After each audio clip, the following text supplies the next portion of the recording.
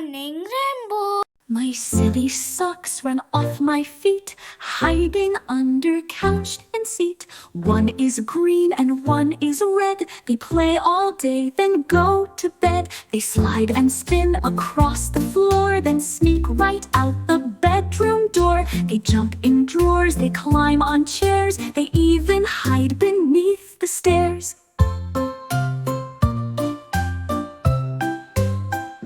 They play peek-a-boo in shoes and dance along to happy blues. They flap like flags upon a string, then twirl around and start to sing.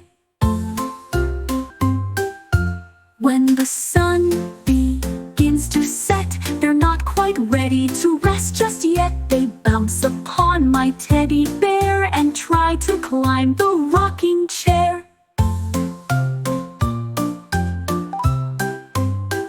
But soon they yawn and snuggle tight, whispering, "We had fun tonight." Back on my toes they softly creep, then close their eyes and fall asleep.